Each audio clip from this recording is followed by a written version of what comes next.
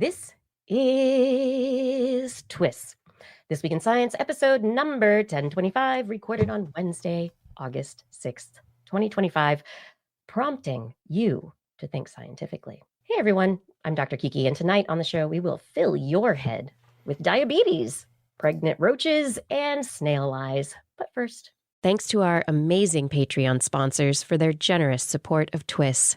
You can become a part of the Patreon community at patreon.com/thisweekinscience.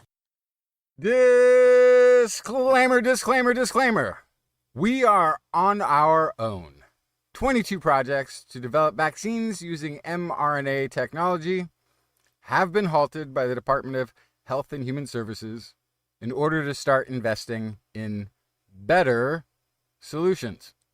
While it might seem like an insane move in light of the recent success of mRNA vaccines, not just in COVID, but also some successful trials that we'll be talking about in creating an HIV vaccine, behind the scenes, it's actually probably much worse. Our Francis Kennedy Jr.'s decision to cut $500 million in vaccine research follows other actions such as firing the panel that makes vaccine recommendations and refusing to endorse the vaccinations even as measles outbreaks were killing children. He said a universal vaccine that mimics natural immunity is the administration's focus. And I will do my best quotey voice here. It could be effective. We believe it's going to be effective against not only coronaviruses, but also flu, he said. And then went into an in-depth explanation of the biomolecular pathways and mechanisms discovered through years of iterative research that have led to, just kidding, it's going to be woo-woo concept-driven snake oil. And that's just it. The largest, most advanced human health agency on the planet has stopped using science. No appeals, no recourse, no second opinions. We are on our own. But we're not alone. And we need to start acting like it here on This Week in Science, coming up next. Cue the happy music. I've got the kind of mind that can't get enough. I want to learn everything. I want to fill it all up with new discoveries that happen every day of the week. There's only one place to go to find the knowledge I seek. I want to know what's happening. What's happening? What's happening this week in science? What's happening? What's happening? What's happening this week in science? Good science to you, Kiki and Blair. And a good science to you, Justin, Blair, and everyone out there. Welcome to another episode of This Week in Science. Thank you so much for joining us for another fun-filled, action-packed, tight 90 minutes of science. We're so Did you just spell science in ASL? No, I was trying to spell TWIS, and then I think I was doing like the sign for weird and waffle. Weird Waffle. Yeah, that's our other name, of course. This Week in Science, the Weird Waffle Hour, obviously. Yeah. Okay. Working on it, you know. Yeah. It's how we remain fungible. Everyone. This is going to be a great show. Because we need our time together. We need our time together so much. I watched a reel this week that really put it into perspective for me. A drag queen who was given TED Talks on the subject of joy and finding joy in life during hard and turbulent times, chaotic times, periods when you feel attacked and you don't know how to go on. And the advice was based on the AIDS epidemic of the 80s, and during a time when the gay community was being attacked and othered and not helped. They helped themselves. Everything was politically and infrastructurally being turned to make them overwhelmed, to make it so that they felt like they had no choices and they couldn't do anything. And what did they do? They found music, they found dance, and they partied. They had fun. They created moments of joy in the face of oppression. So let's have some fun, Well, to everybody. be fair, I think they were doing that before and after as well. Ah, they were. Also, I mean, in the face of oppression, which is the impressive part. Yes. I know. I mean, you know why the Bee Gees were disco died because of anyway. There's some great news out there about that. Go down that rabbit hole. Anyway, this is science. We're not talking about music and political biases, but maybe we are a little bit because I got some stories for you. What do you want this week? We're going to bring science. I have maybe some positive science funding news. I don't know. I'm going to take it away. I know you will. I know. Okay. I'm going to take it right away. That's why we are. That's why we have so much fun together. I'm so sorry. I also want to talk about a new discovery development in sea star wasting disease. We're going to talk about some roach bots and maybe some of that politics that's out there and how you might be manipulated by technology. That's what I've got. Justin, what'd you bring to the show today? Oh, I got the in the disclaimer teased mRNA HIV vaccine early success. Couple of papers out showing routes to mRNA-based HIV vaccines. I have got oh shoot, I don't have it up here. Where'd it go? Well, I got a couple more stories. One is kind of interesting about the GLP-1 RAs. Now, I feel like I probably don't have to explain what that is at this point because their advertising has gone through the roof. Also, do snail eyes grow back? And if so, what can we do with that? Grow snail eyes on our foreheads? I don't know. Blair, what did you bring to the animal corner? Oh, I'm sorry. Was that, do I want some snail eyes? Because the answer is yes. I brought radioactive rhino horns. I brought the pregnant cockroaches that were mentioned earlier. And then I also brought some dancing cockatoos because that's for fun. You know? Gotta keep on dancing, just like the cockatoos. I can't wait to find out how many dance moves they have. Tonight at 11. Tonight at 11. Take dance lessons from birds. All right, everyone. As you know, This Week in Science is supported by listeners just like you. So if you are not supporting us yet, head over to TWIS.org and join our Patreon community. Choose your level of support and let me try to pronounce your name correctly at the end of the show. Or maybe you'll get stickers or there's all sorts of things. But we're here because of your support. So thank you very much. Another way you can help out is by sharing the podcast right now with a friend of yours. And additionally, we broadcast pretty much every Wednesday night, fairly live at 8 p.m.-ish Pacific time on YouTube, Facebook, and Twitch. And our podcast is found on pretty much every podcast platform out there. You can head to our website, again, twis.org, to find out more information about our episodes and, our past lives. You ready for the science? Yeah, let's bring it. I was going to throw out, I recently did apply for a grant for the Corporation for Public Broadcasting because they had this big grant that they got available for science news. So I applied for that. So hopefully I'll wait to hear back to see if we get that. But that would be pretty exciting. Maybe don't hold your breath on that one. What's that? Holding your breath is, maybe we can do instead of YMCA dances, we can do CPB, PBS dances. I don't know. Somebody make it up. What's your top story for tonight, Kiki? I heard you got a good news one. Are you taking over my old segment? Just good news. Just good news. So the news this last week, and if you've heard or not, it's we are seeing some bipartisan support for science funding. Last week, it was reported that senators from both parties endorsed a $400 million increase to the NIH in an appropriations committee vote. And so when you have Republicans rebuking Trump's plan, it's kind of interesting. And so there's going to be some infighting. NIH's budget had been slashed by $18 billion. So I don't know. This could be very interesting. They also retained all 27 NIH institutes. So they basically said no to the new, the operations and the new centers and the consolidation. They didn't want the way that the Trump administration was proposing funding to colleges and universities to be meted out for overhead costs. But basically, it was the Appropriations Committee, 26-3 count, and Republican senators included Mitch McConnell and Lindsey Graham, which is very interesting because states are being impacted. Yeah, but it's also... I thought Mitch McConnell left. Right. No, he just froze. He's still there. He's just no longer in motion. Oh, no. I mean, he's all... I'm not going to say anything. Okay. Well, anyway, that's good. I wonder, can I say the really jaded thing, though?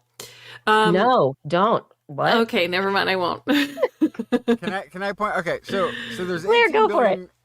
I was just gonna say, I wonder what they have to gain financially by voting for this. Okay, so can I tell you? Mm-hmm. Mm-hmm. This is where Justin makes everything less shiny.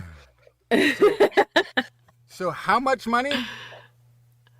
For what they voted for? $400 million. $400 million. That's almost the exact same amount of money that our Francis Kennedy Jr.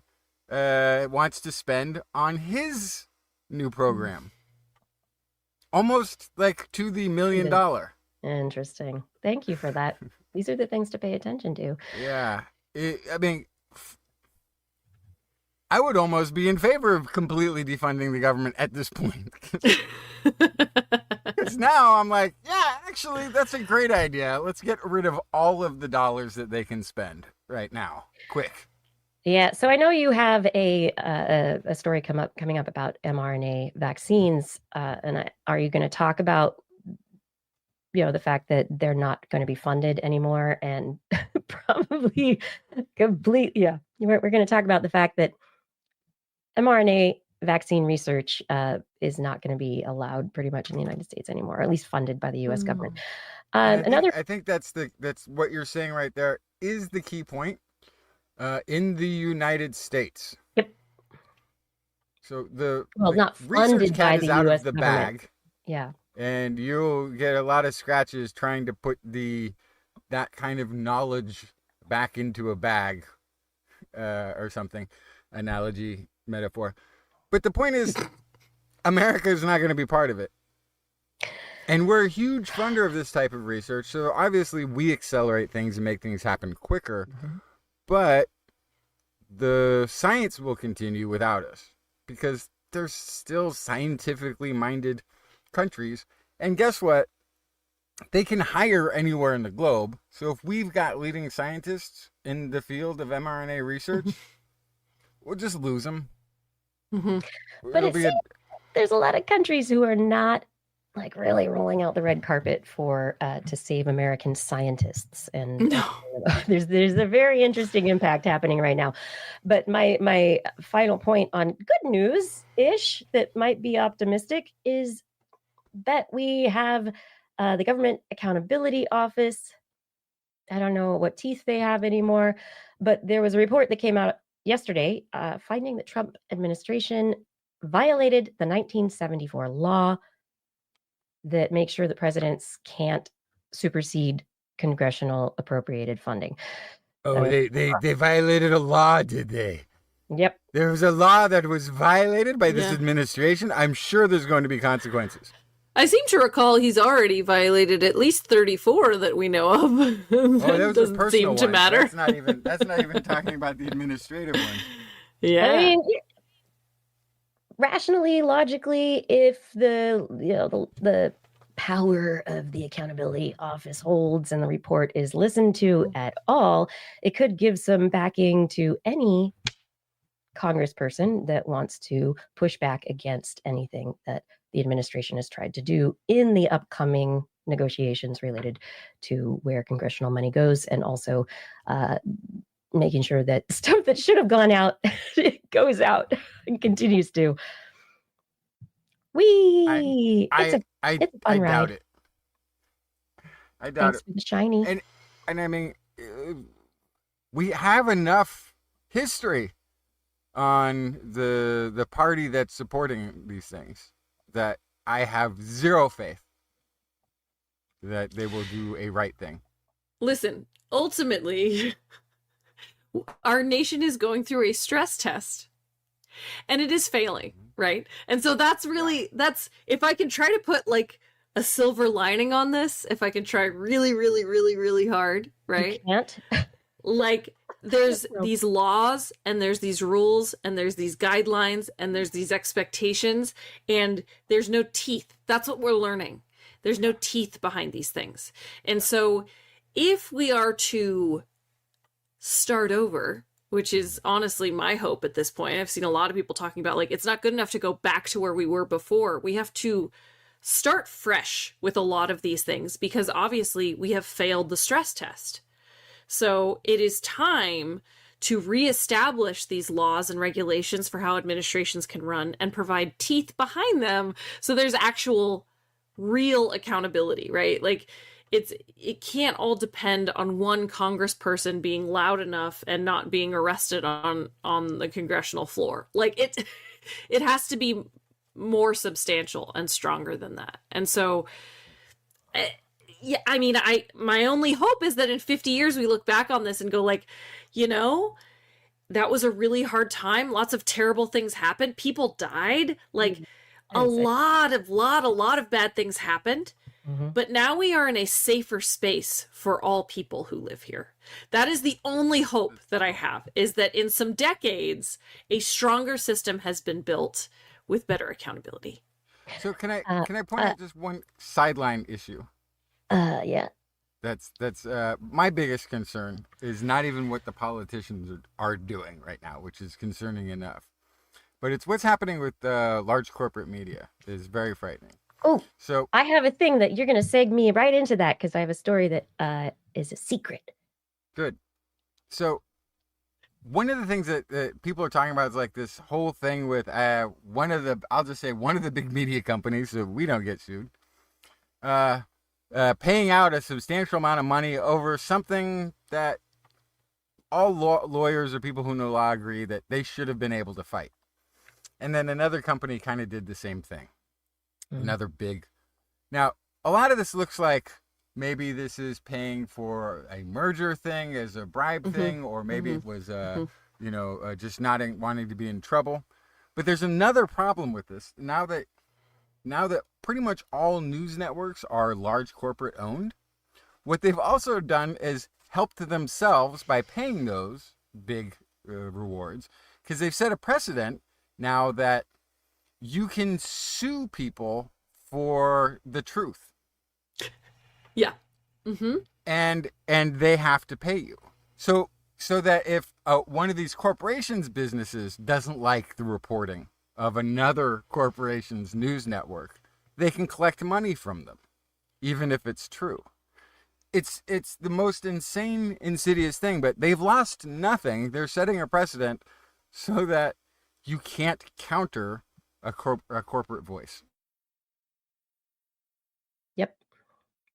Oh, when the next round of horrible things is happening, because nobody will be reporting on it. Oh, right. But you won't have, everything will be corporate. And so to seg to my secret story, I discovered a dissertation that was just published. So it's not really public.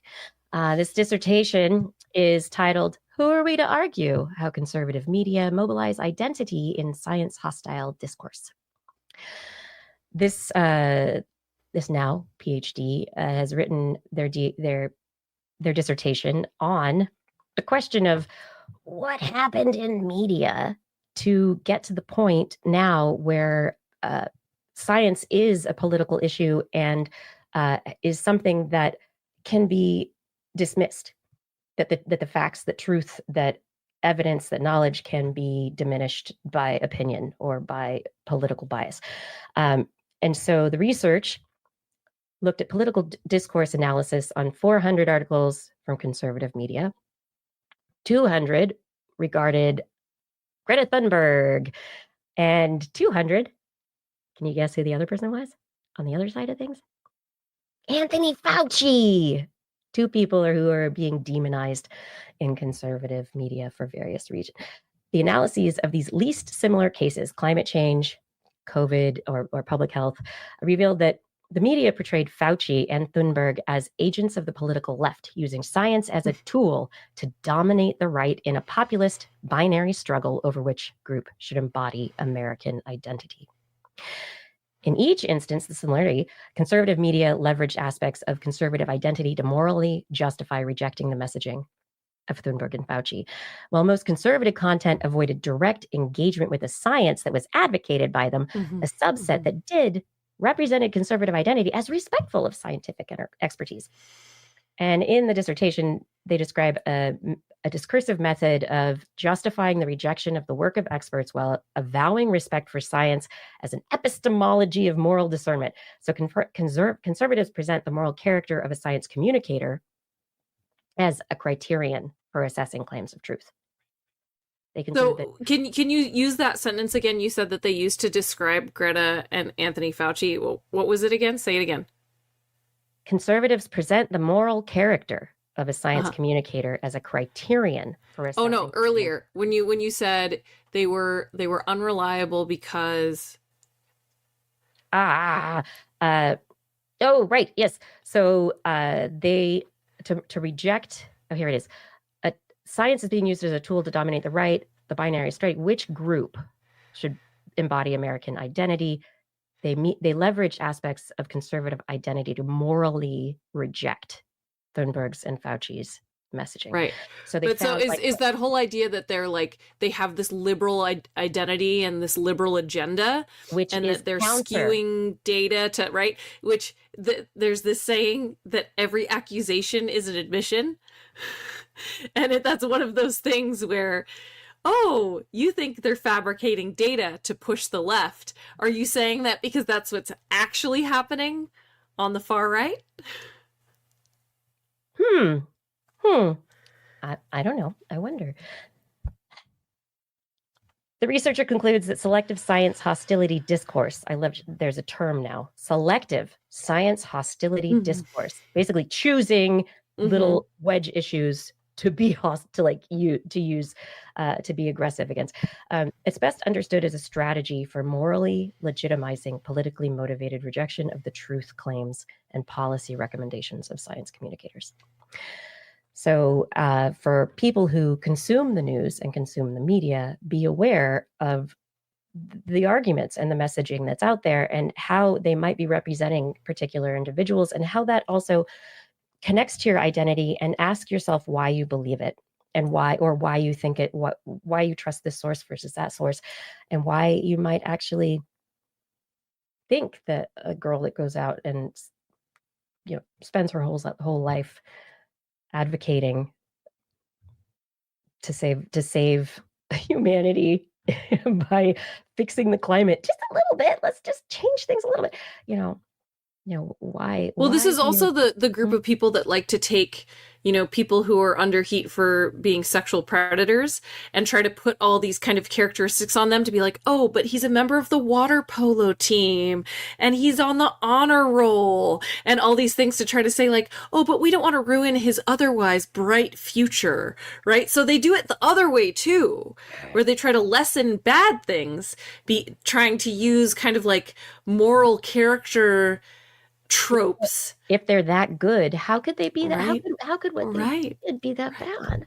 Come on. Yeah. No, This is denial of truth on both sides. Psychology suggesting that some powerful people had illicit affairs, maybe with underage women, doesn't sound that bad, really. But there is no such thing, again, to be clear, as an underage woman. An underage woman is somebody who maybe can't be at a bar or run for Congress or collect Social Security, because at 50 she's an underage woman for Social Security. But I'm an underage woman for Social Security. Are at least 18 years of age and can consent to anything they want. Anybody under that age is not a woman, that's a child. Yeah. And so by saying underage women instead of children, they're softening quite a bit what has been taking place. So if you're questioning why we're talking about this and bringing politics in at this point in the show and why it happens at the start of the show, it's because you were here at the beginning and you're here hopefully continuing to listen and your interest and curiosity in human psychology and the human brain and social structures and hierarchies and human identity and Hey, Blair, misinformation. just between you and It's me, amazing.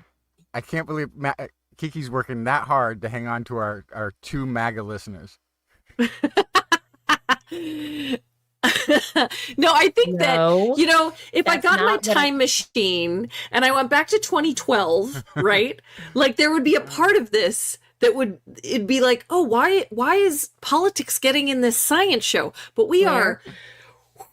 Blair, Yikes. when we were radio only and we started talking about politics and we were still recording on cassette tapes and we had like a PB Works forum or PB, whatever. I would get emails so angry that I talked about climate change, which is a political issue apparently. And people were mad that I was connecting, education and science and, evolution, right? They were mad at me for connecting politics and science. It's the don't put my chocolate and peanut butter, together. Yes. And I have been for the last, we for the last 2 decades have been saying they belong together. They are. That science is. If scientific funding was decided by a panel of scientists, we could maybe separate these things. But that's not how it works, is it? Not anymore. They got rid of the panels, and now it's going to just be straight woo-woo. Finishing up the discussion and moving to Justin's story. Yes. Did I have a story? Oh, this is the intro to my story. I totally... But just to I finish totally up forgot that this was all just a ruse to get us into basically 2 studies. HIV vaccine efforts have been underway. So there's been a problem in creating the HIV vaccines, which is they're tricky. They basically have designed these antibodies that are targeting the right area, which is this envelope glycoprotein, ENV trimers. These are structures that are found on the viral surface that are essential for attaching to host cells and getting on the inside. So if you can stop them from doing that, then you won't have HIV infecting cells. But all of the antibodies that they've created so far that are supposed to neutralize this effect have been sort of attacking the wrong parts of this envelope glycoprotein. And it's attacking, but it's not preventing functionality. So they've been trying to figure out how to do it, and it's just molecularly tricky obstacles are in the way of getting things where they need to be on this these sort of spikes, if you will. Okay. So 2 new studies have been published in Science Translational Medicine, both of them testing results from mRNA and mRNA-based vaccine. So basically what they've done, the first round was animal testing. They had rabbits and primates, non-human primates, rhesus macaques. And they tried 6 different versions of formulation of this mRNA vaccine that's meant to sort of both target the right place, but in part of the strategy, is also to prevent the off-targeting. So to prevent it from targeting the parts of this envelope that don't functionally disable it. So very, very narrowed down specific targeting with this new round. And it looks like so far they're seeing pretty good success.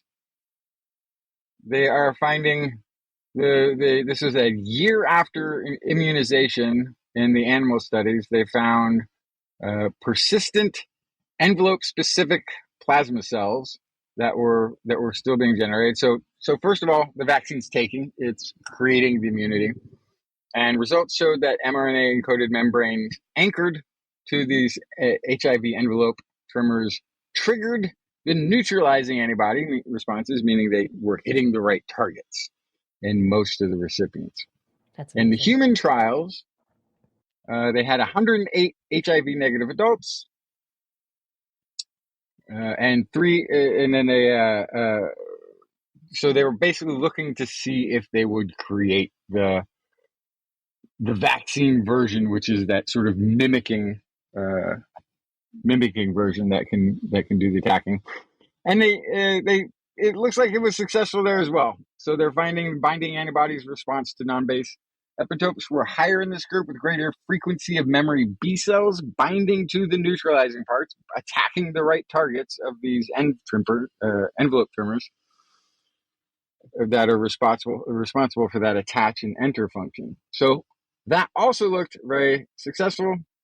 There were some side effects, but in comparison to what they're trying to prevent, kind of didn't look too bad. So authors conclude that mRNA vaccines encoding membrane-anchored HIV trimmers, so that they actually attach to cells, effectively induced antibodies that were able to take down a tier 2, which is a very resistant form of HIV, and had durable memory B cells, so it remembered what to do, and had good CD4 T cell activity, which meant it could go and attack HIV if it were to show up.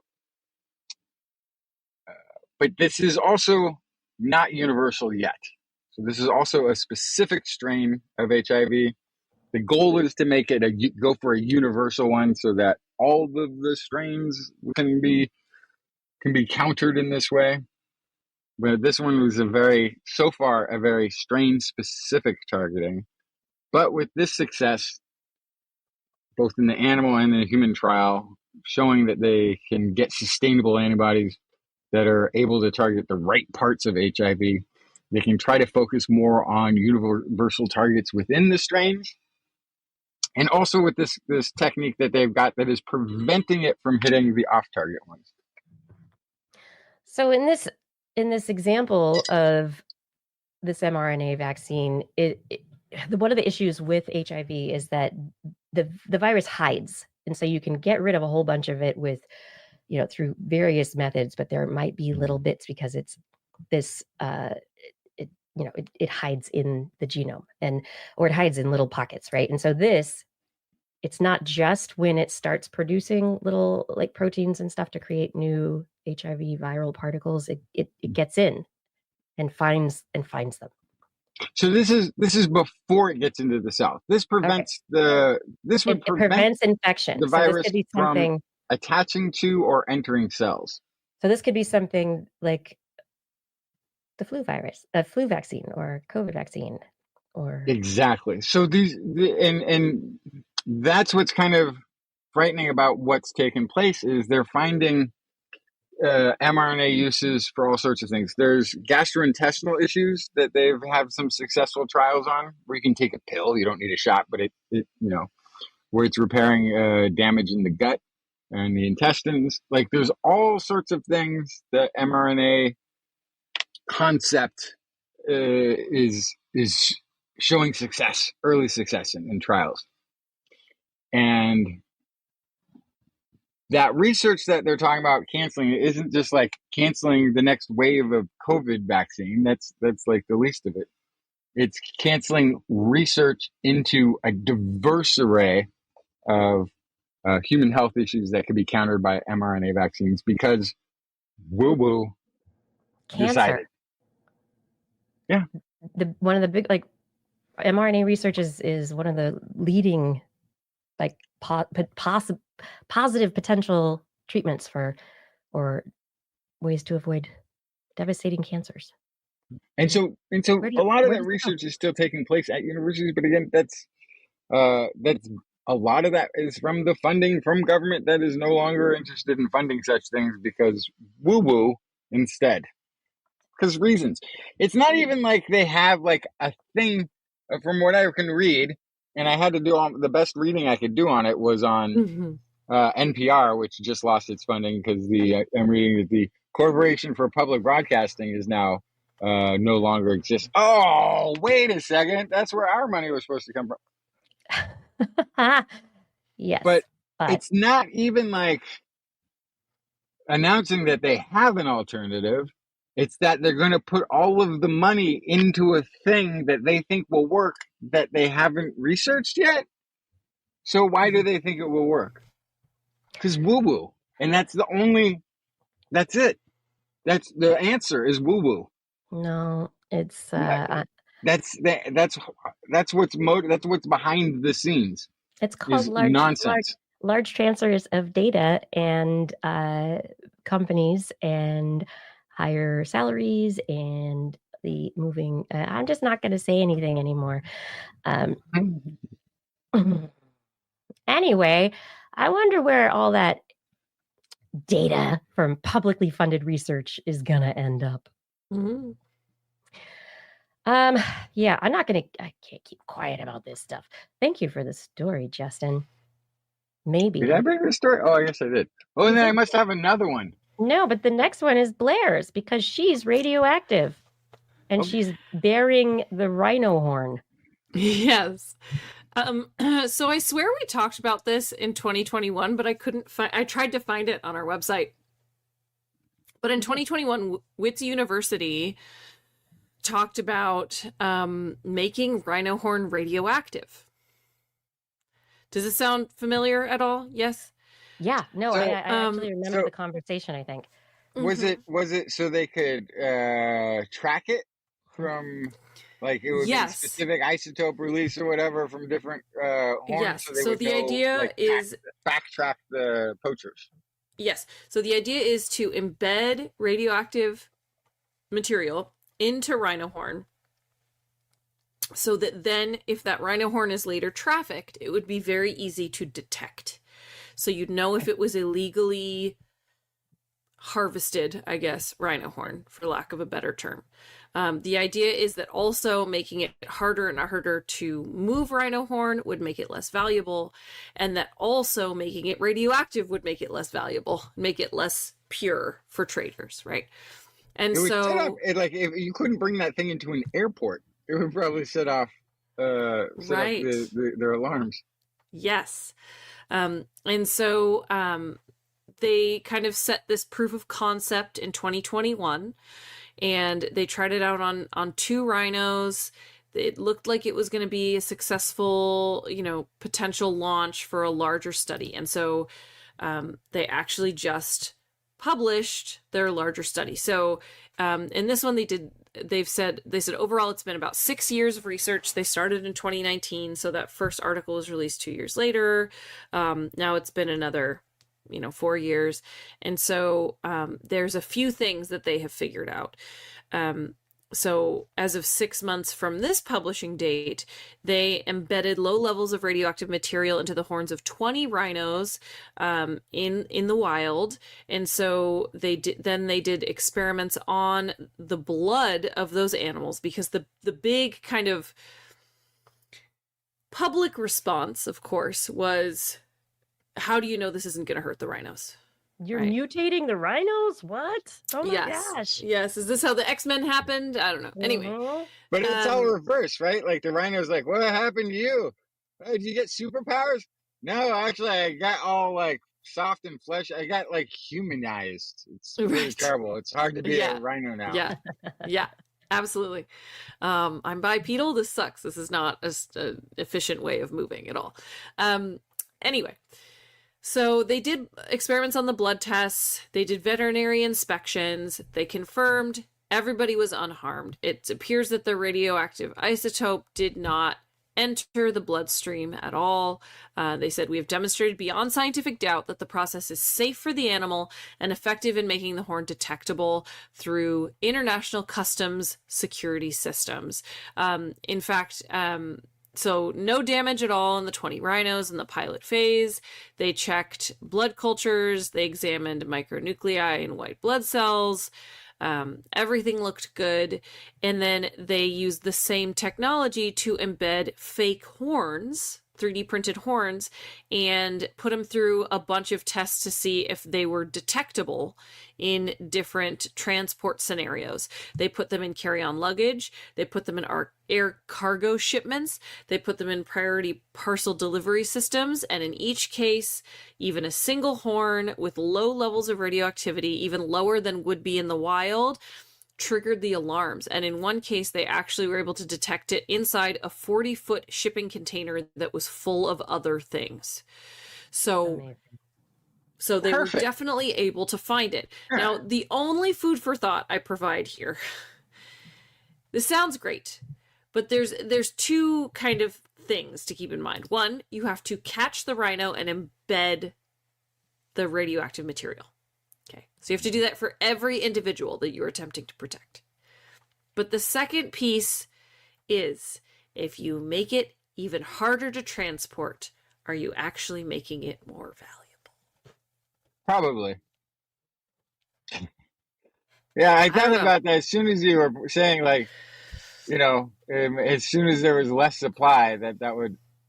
I know, they kept saying in the article, it would devalue it. It would devalue it. I'm like, Well, so it would devalue it if it's the probability. So it's statistics, right? So the probability of the radioactivity being in any percentage of the rhino population. What's the chance, you're going through all this risk to get the rhino horns. How many of them have radioactivity in them? Is this something that's well established in the population, or is it rare? And if you make it something that becomes a cost benefit analysis for the poachers, then it becomes potential to minimize the poaching. But if it's more of a prohibition kind of thing where it's like, it's whatever, this is now there's some of them, but and anyway. So that's the question. Are you making it prohibitive to the poachers, or are you making it harder to get as the final person acquiring it, right? And there's go ahead. So if it's more expensive, the idea would be less people would want to buy it. You'd have less buyers. If it quadruples in price or whatever the thing is, 100 times more expensive, whatever, there will be some people who will be out of the market for it. But those who are still in the market are going to be paying for just as much poaching as existed before, right? I think that's kind of the math. Yeah, when we're all eating crickets. We're all eating crickets. A real steak is gonna be amazing. Yeah. But I do think that Kiki highlighted a chat, somebody in the chat, which is exactly what I was going to say. Flood the market. We can 3D print cells. It's just keratin. It's beta keratin. It's very easy. Just 3D print rhino horn made out of keratin. Okay. Flood the market to the point where it is you cannot tell what is real rhino horn and what is fake rhino horn, so that there's no reason, there's no allure. Again, I have a rhino horn on my wall that I got for $50. Just make it completely worthless by flooding the market with fake horn. That is what I think would solve this problem. It's like if we could get past the diamonds, real diamonds versus diamonds, man-made diamonds. They're the same, but the man-made diamonds are a little bit more perfect, I think. Don't have as many imperfections, but we've had money, and they've been minimized because they're man-made, they're synthetic, and so the marketing is really having to go towards showing the bad sides of blood diamonds, and how diamonds are taken from the earth and everything. So it's a similar thing, right? How do you flood the market or get the synthetic horn out there without people knowing? Because that's really my word of caution is the story of coal. So when steam engines, coal used to be very expensive. What was the movie, the Ebenezer Scrooge fella? He gave his employee a lump of coal so he could burn, so he could stay warm, but only one lump every other day, or whatever the thing was, right? It was extremely expensive because every bit of coal was going to fuel trains. Then the trains went through some engineering and became a magnitude more efficient, and it dropped the price of coal. And suddenly the demand for coal skyrocketed because now people could heat their homes with it. They could run a furnace off of it. They could do everything with it because it was so affordable. And demand went But that skyrocketed. made the market bigger, right? It wasn't just a small And it made the market. market bigger because Which it became That's a cheap. different math. Yeah. Well, I think it's my concern would be like if you flood the market and get everybody in on the idea of rhino horn, then you're gonna increase your customer base, and I don't know that solves the issue either. Yeah, agree. Absolutely agree. I mean, sometimes the only way that you can get rid of, the coal problem, is like stopping subsidies for things like, solar and, About time. renewable energy. Yeah, let's get rid of that green stuff. Did we just start the show over again? Yeah, we're taking a new tact now, Blair. Okay, I've got good news. I've got good news. Did you miss the meeting notes? Yeah. We're getting on board Of the with all of it. Oh boy. I I gotta too was go. fooled by the global warming hoax, I Mermando. gotta say. I'm riding I your can't boat, believe- Mermando. Okay, good news. Good news. Blair, we've talked about the sea star wasting disease, and we've been talking about this issue for a very long time. Lots and lots of sea stars turning white, gray, dying on the seafloor. It's depressing and sad, and we knew it was a certain bacteria, and we were like, oh, okay, but we can't really, which one is it? Oh my gosh. Anyway, researchers from the Hakai Institute have just published their work in Nature Ecology and Evolution, looking into the exact bacterial species that causes sea star wasting disease. And so they have identified, wrong stream. I'm going to do this tab instead. They have identified a particular bacteria known as Vibrio. That was the family that was identified previously, but they didn't know exactly which one. And they identified a subspecies or a species of the Vibrio that is known as Vibrio pectinacida. But they basically had sea stars in the lab, and when they gave them varying amounts of this particular Vibrio species, it caused a immediate, 90% of the sea stars died and pretty much immediately got ill, and they couldn't come back from it. The ones that survived had the lowest dosage of this particular bacteria. So they've been running these experiments from 2021 to 2024. They have been analyzing the genes that are involved, and they determined that it is specifically this Vibrio pectinacida in every single one of the wasting sea star samples. What does knowing this actually allow us to do? Well, it gives us a target. So we can make sea star medicine, right? Yeah, antibiotics. We could maybe use phages. Are there any bacterial phages that the Vibrio are in line with that are creating ways to survive? What can we do to keep the sea stars alive? I guess I'm curious what happened. Now that we know it's this bacteria, why did this decimate sea star populations out of nowhere? Does it thrive in temperatures that are way warmer than these sea stars are normally in, and then climate change, and that's why? Or was there a mutation? Was this bacteria not around before? You know what I mean? Something happened. There was a trigger where way more sea stars were dying that would make ecological sense in a population, right? And why that one particular? So this is a microbiome out of balance, and that out of balance microbiome, it allowed this one Vibrio species to take over, and it's killed. It's gone. It's got too big. So whatever bacteria was competing with this Vibrio species, or groups of different bacteria that were competing, they're not competing anymore. Vibrio took over, and it's causing all the problems. Nobody knows why. And that's really the problem. Is if you figure out what is basically an antibiotic, right?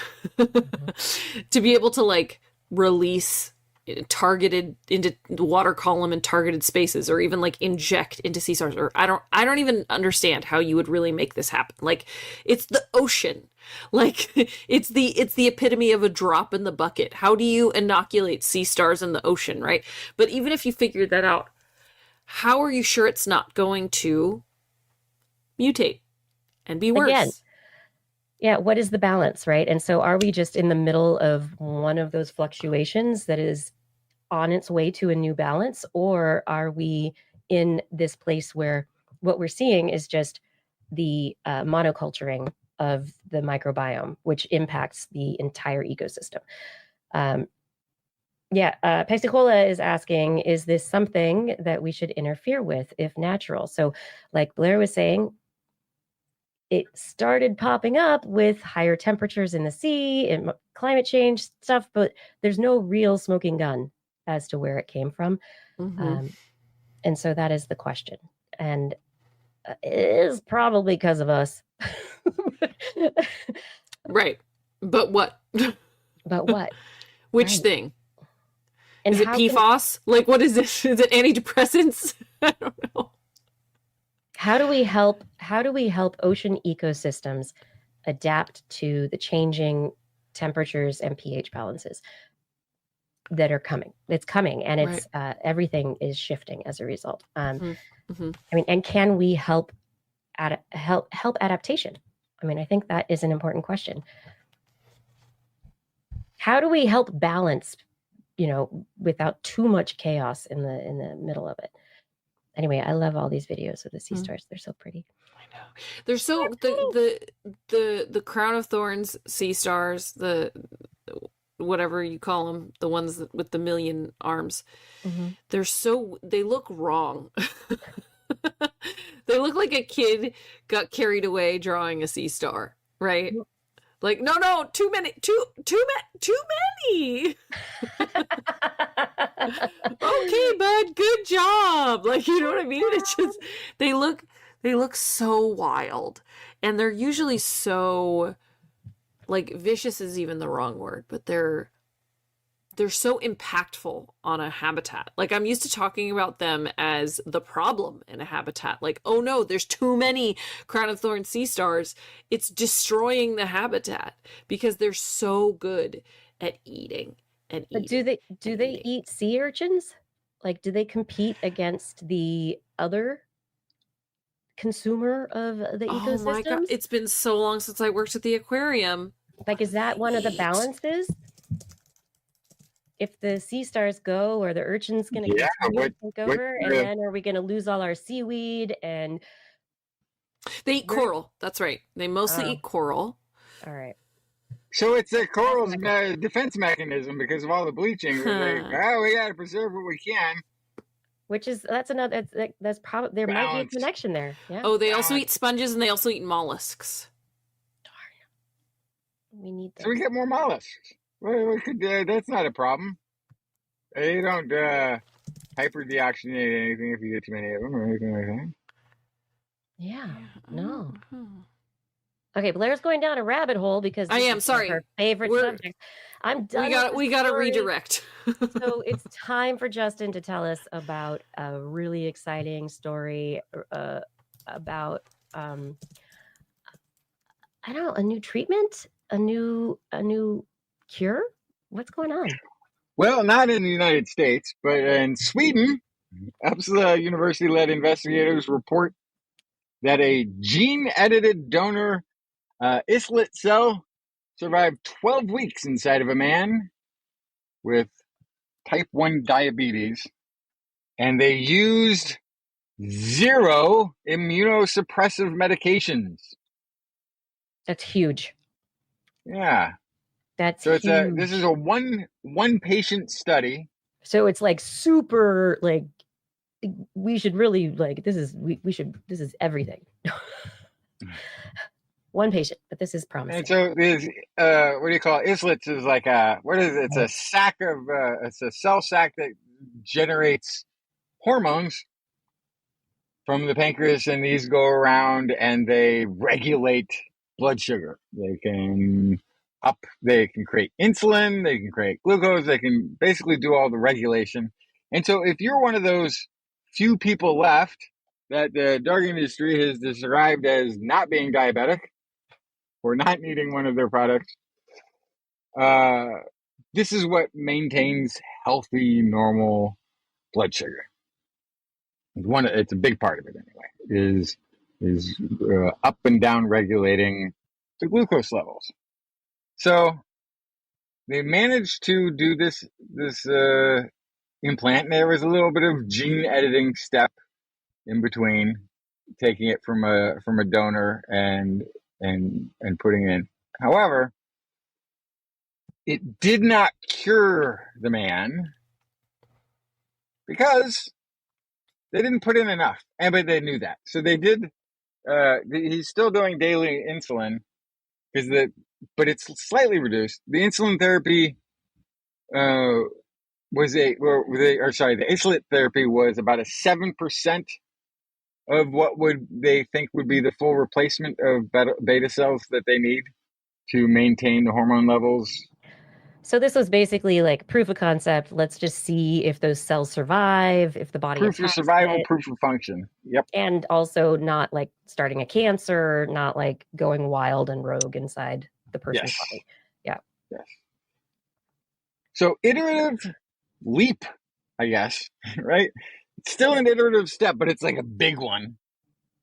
In the potential here for a mechanism-based strategy, no woo-woo involved, to actually cure a type 1 diabetes further down the road.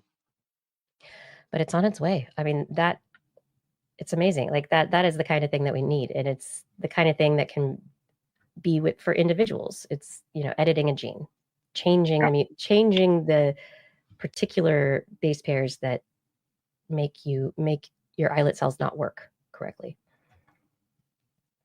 Yeah. And then yeah. Wait, are you doing more stories still? You still got more stories right now?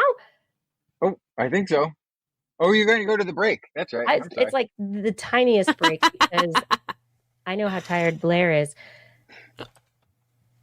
I'm not even yawning yet. I know. I'm just like, I'm there with you preempting. It's good. Yeah, it's good to prepare everybody. You're right. I'm planning ahead. Come on. We've only got 11 minutes in the show. Let's go. I know. Someday this show will end. Just like we may have a treatment for type 1 diabetes that is not just good for mice. Everybody. This is This Week in Science. Thank you so much for being here. And I hope you're enjoying the show and thinking a lot about the stuff that we're talking about tonight. Are you picking up what I'm putting down? I'm not allowed to say slang that my son would eye roll over. So I'm going to just be me for a second, which is ridiculous. And ask you to please share the show so that we can talk about these ideas that are rooted in figuring out the world around us, but are never certain. Science is never certain.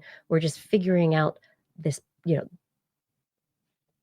most likely, the most parsimonious solution or answer to our questions. And we like talking about these things. We like being curious. And if you know curious people, please bring them here. And if you like the show, please help us keep doing the show. It would be really great to, to really be able to make the show happen in a sustainable way. So you are the people who allow us to do that. Thank you for supporting the show. Head over to TWIS.org. Click on our Patreon link. You can click on our Zazzle link for merchandise. Everything just supports the show and helps us keep talking with you, so you can talk to others and keep the ripples of curiosity and science going. Thank you for your support. We can't do it without you. Now it is time to come back after this little teeny tiny break and ask for support to that part of the show that we know and love as Blair's Animal Corner. With Blair. She loves our creatures, great and small. Biped, millipede, no pet at all. If you want to hear about animals, she's your girl. Except for giant pandas and squirrels. There's job, Blair. I got pregnant roaches. Oh dear. That's Did what? Yeah, did you know? Did you know there's such a thing as pregnant roaches? There have to be because I would assume. where do they come from otherwise? I mean, I assume they laid eggs, I guess. But Right. As I would have as well. They do not. What? Yeah. So, talk about a rabbit hole. It turns out that roaches give live birth, What? and the mother cockroach feeds milk proteins What? to their babies over a 3-month gestation in a brood sac. So because are they of that, mammals now? Wait. because they're not mammals, they don't have a placenta, right? But because they have this prolonged gestation and they have something akin to milk that they create, it's not ovoviviparity, which is when you have like eggs that you develop and then they slowly disintegrate in the birth canal, and then basically the eggs hatch in the birth canal and then it looks like they're giving birth to live birth. That's what a lot of snakes do that do quote unquote live birth. This is true vivipary, which means live birth. Only a few insects do that, including cockroaches and tsetse flies. And so they're not they're beetle mimic cockroaches specifically. Do they So have a them, womb? tsetse flies, and a couple other. No, so they have a brood sac. So A it's brood like sac. Okay. it's its own kind of section of their body. So it's as if they're laying eggs into a whole different orifice in their body that then they can nourish these what are basically grubs in their body before they then give a live birth. So it's Oh, they're like marsupials. kind of, yes. And so they have this live birth situation that is very energetically costly.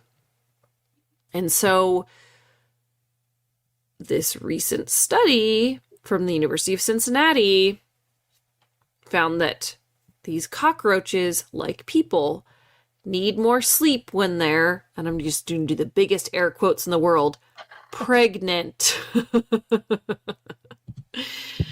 They're pregnant like a male seahorse is pregnant. I would say it's similar, right? They're holding it's it in them. They're just right.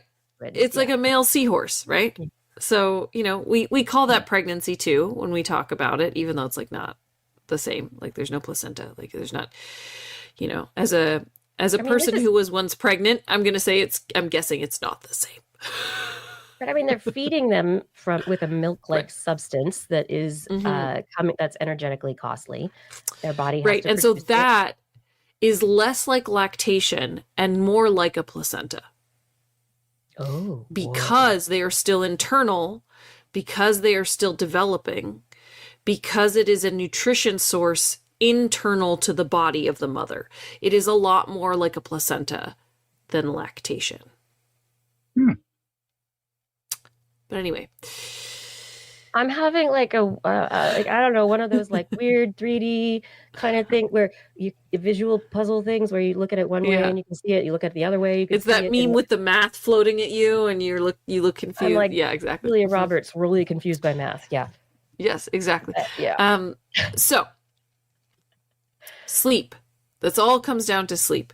There are health consequences of not having sleep, but a lot of that builds up over time and is not evident quickly. So like if you spend many years, for example, doing shift work, we've talked about that on the show a lot, right? That like you don't feel it in the moment, but then eventually, You after can't many, have many years cockroach of working babies. nights, or you die sooner is usually what it comes down to, right? Like just basically your telomeres are messed from it. Yeah.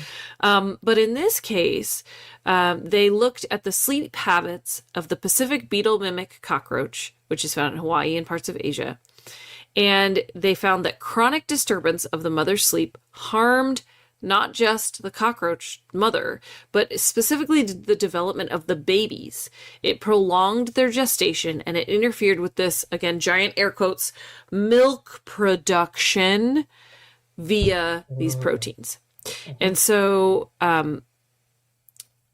this is just a very kind of basic look at how sleep, basically keeping cockroaches up. I want to know more about that. How did they keep them up? No, there's an image. It looks like Let's see it. Let's see it.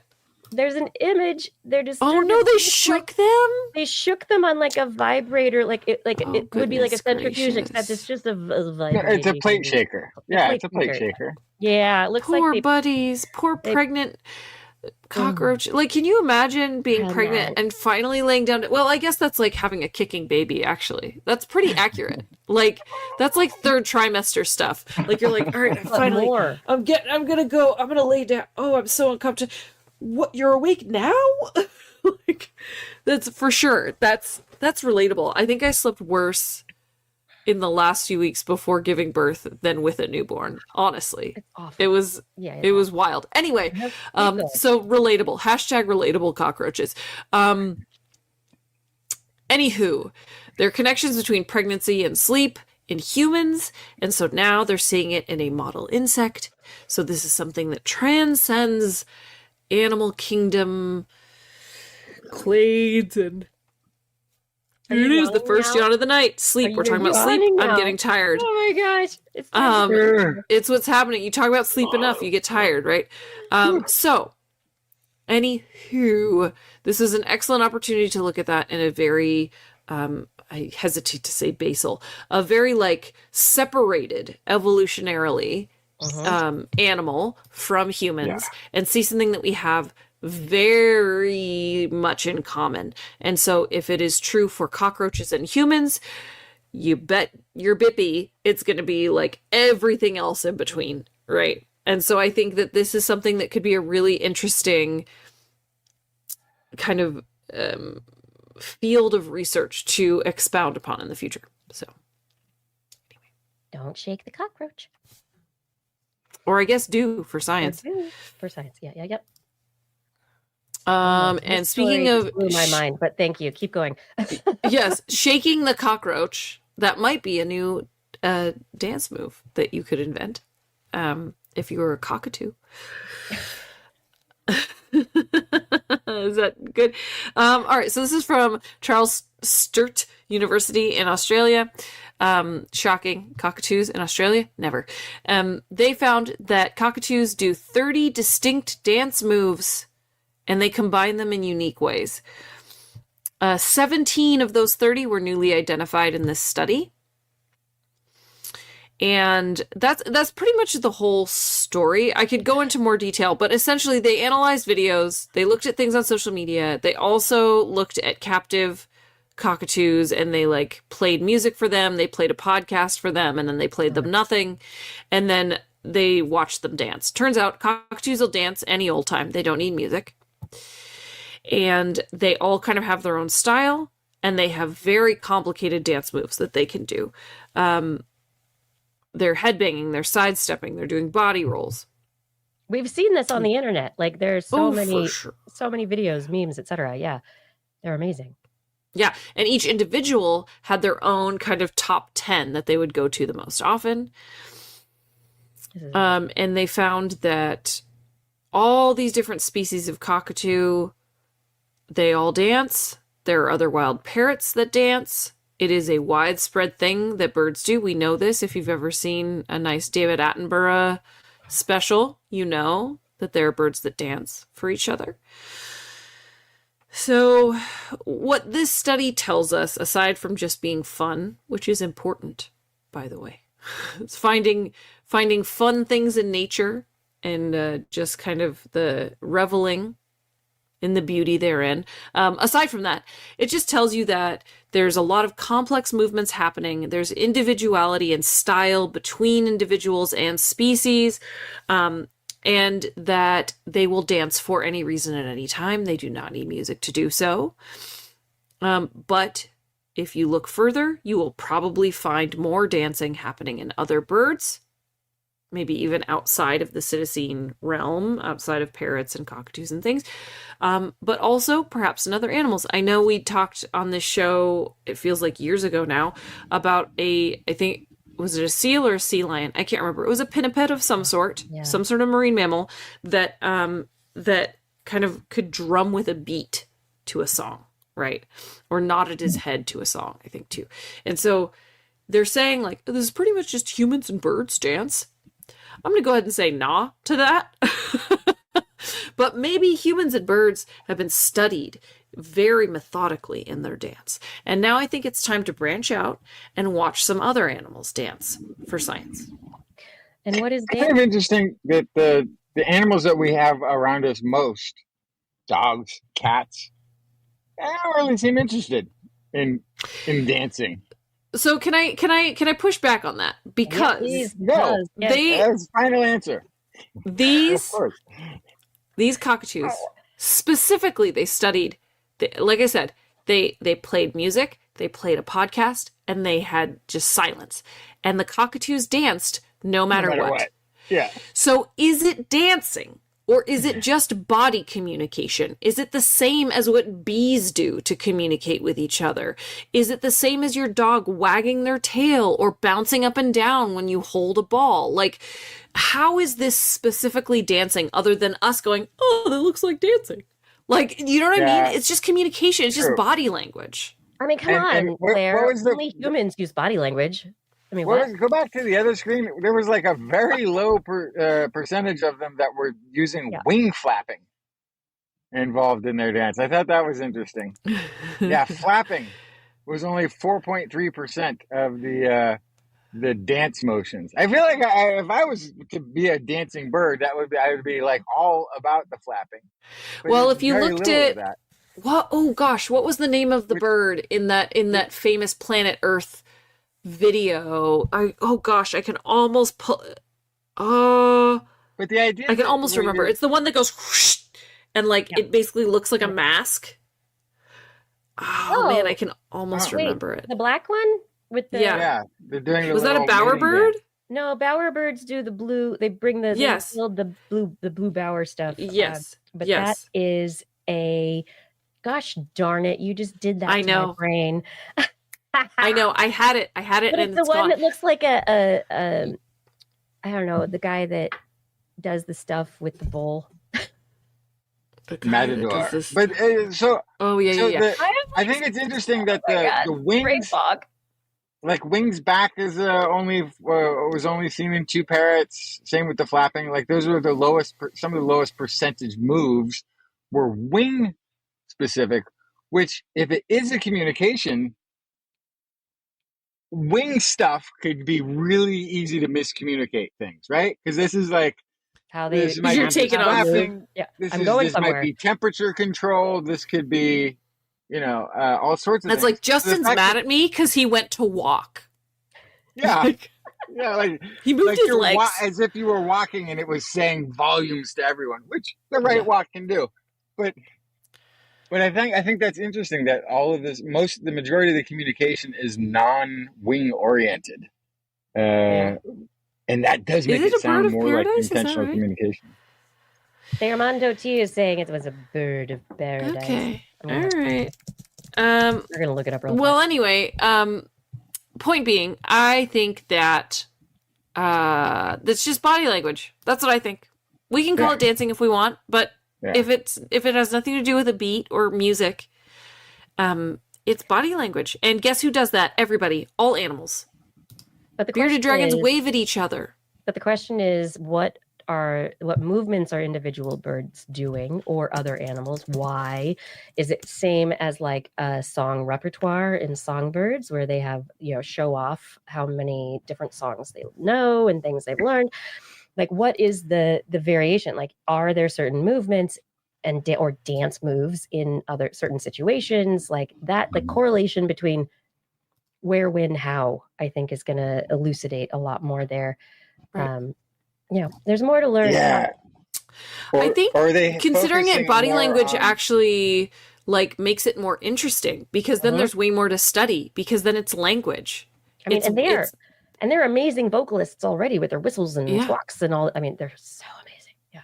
So the thing that would be interesting, and I don't know if it's covered in the study, if I was just not paying attention well enough, because it sounds like they also do it when there's no music. But if it intensifies when there's music or something else going on, to me, it would indicate that, like, okay, my audio communication might not make it through as well right now because there's this music playing that I'd have to compete with. But I can do physical motion communication to get my point across because they can't hear me. So I will say that great. parrots and cockatoos are among some of the loudest animals on Earth. Like, And it's because they live in the rainforest, which is the loudest habitat because there's so much biodiversity. So it's there's something there, but also remember they studied a bunch of internet videos. And so a lot of birds, cockatoos in particular, have been trained to dance to specific songs by their human owners because they're smart and they can be trained tricks. And so throw out all the data. Right. So the data is complicated because it is ultimately based in videos created for the internet by training a smart bird. Like, it does change things a little bit. So it is that, yeah, I relate to that. But anyway, that's my point. I think it's body language. I don't think it's dancing. I think you can call it dancing because that's fun and it's fun to look at and it looks like dancing, but they are communicating. I really, truly believe that. What does that mean? I mean, these birds have... It means... Kiki, what stories did you bring? It's time for Justin to tell a couple it's Justin. stories. It's Justin. I don't even remember what order we go in anymore. It doesn't matter, really. But okay, so this is one. I don't know.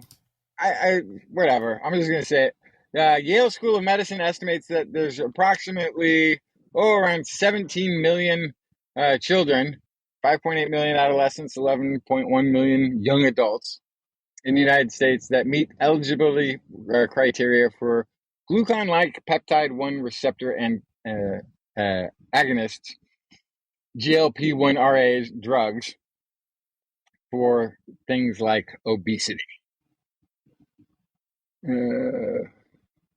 So that's 17-ish, right, million kids or young people who they think are eligible due to weight issues. And is it weight or is it BMI? It's based on BMI. Yep. BMI is fake. Yeah. It is not an accurate representation of reality. Yep. Yeah, BMI over a certain amount with a weight-related condition, though, is a part of it too, such as dyslipidemia, hypertension, cardiovascular disease, or T2D, which is type 2 diabetes. Yeah, so, and this is also, like, a lot of this is also being extrapolated from data that didn't actually have any kind of diabetes information in it, or subtypes, so that was sort of added in. But Wait, so there was not a diagnosis of a diabetes subtype, they kind of added it? They said they added it because they had...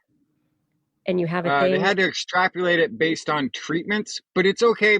According to them, this study, the way it frames it is that type 2 diabetes was not something on its own that would have added it into their estimation of eligibility list.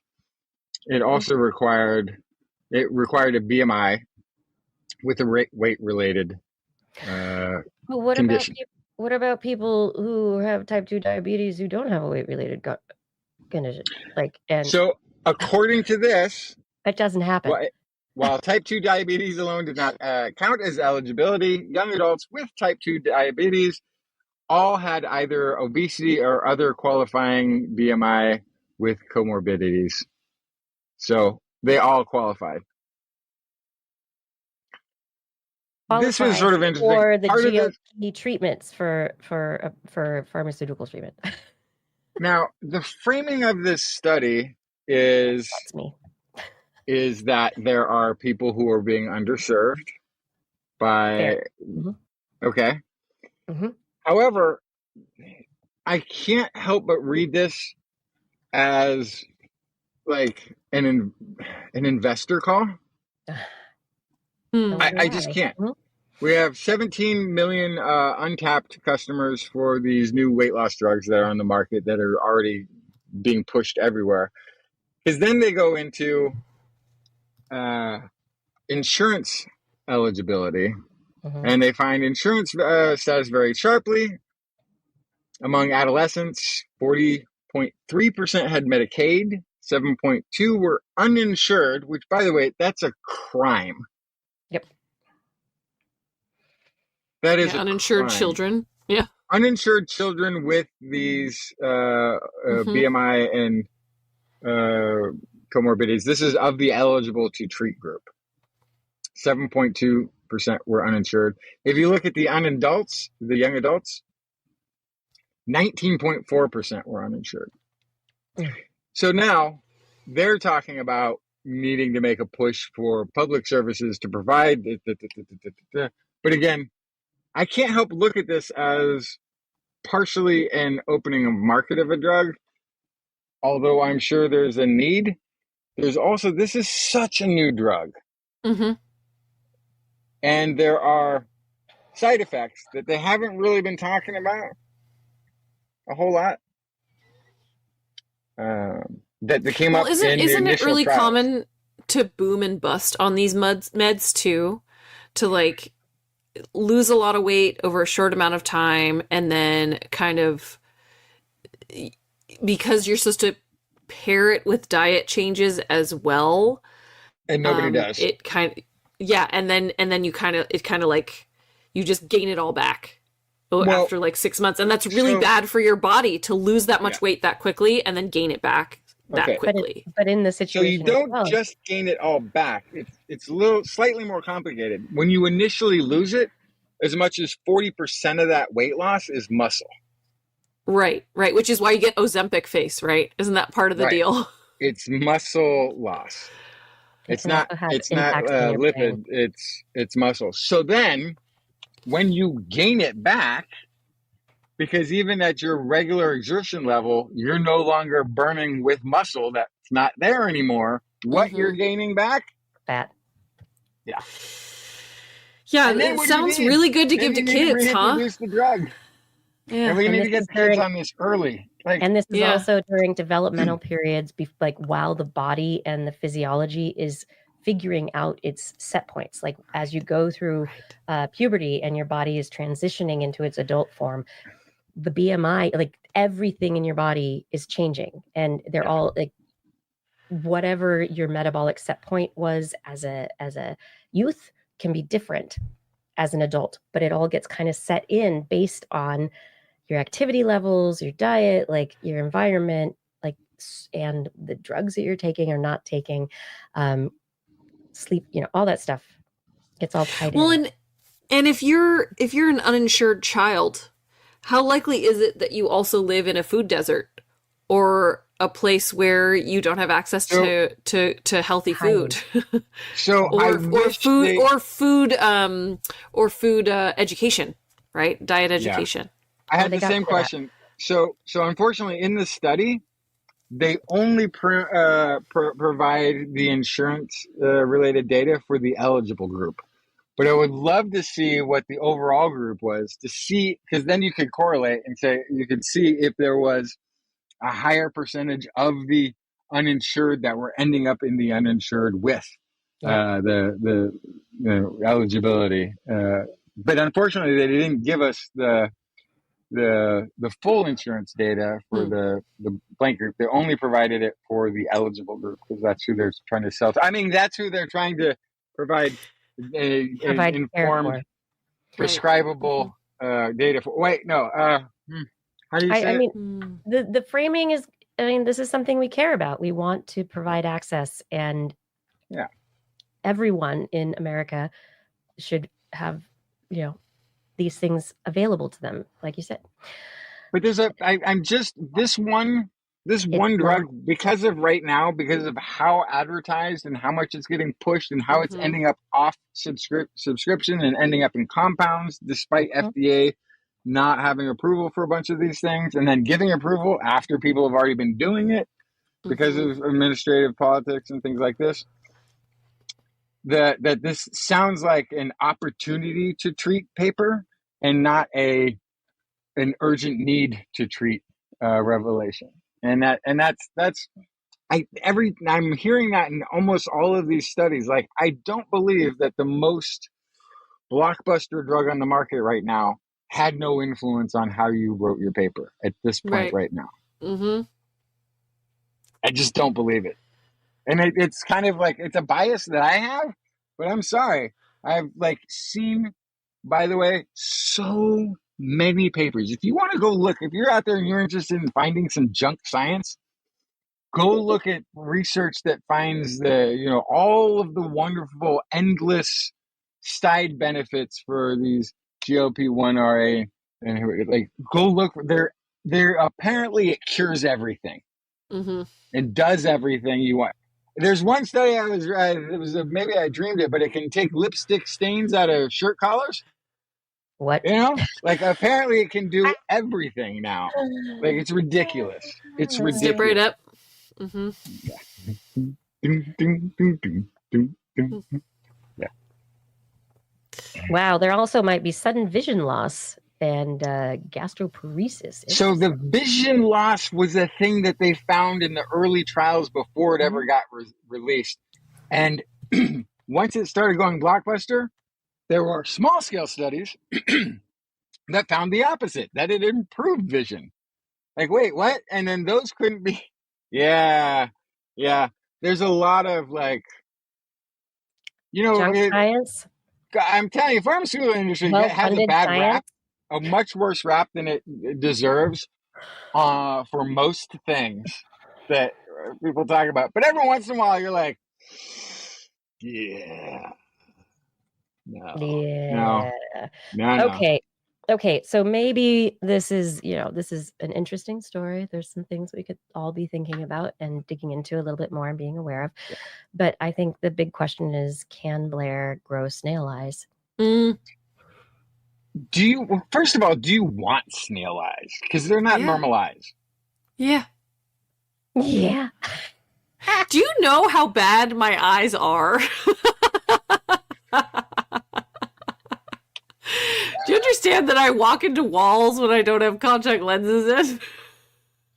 So these are camera type eyes. Yeah. Like pinhole camera, like Nautilus eyes. Basically. High resolution imaging. Yeah. Mm-hmm. They consist of protective cornea, a lens for focusing light, and a retina that contains millions of light detecting photoreceptor cells. They're found in all vertebrates from spiders, squid, octopi, and apple snails. Why? So they're actually, you might actually want the snail eyes because they're kind of genetically similar to human eyes. Mm-hmm. Our eye form is not that far apart in the world of eye types. So anyway, turns out they found out that, of course, these snails can, I guess, regenerate an eye. An eye for an eye. Mm-hmm. Knocking out genes. Take this gene out, see if they can do it. Take that gene out, see if they can do it. This is a study out of UC Davis. Never heard of that place. Yeah. They narrowed it down to a gene. So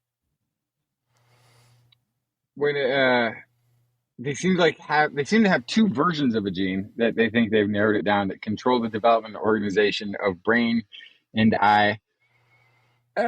Maybe there's in humans there's one gene, but for some reason the snails seem to have two versions of this gene. Anyway, they've narrowed it down to these genes. Now they got to figure out if they can. This is quoting one of the researchers. If we find a set of genes that are important for eye regeneration, and these genes are also present in vertebrates, in theory, we could activate them to enable eye regeneration in humans. That'd be saying amazing. The usually caveated thing out loud. Go for the research, of course.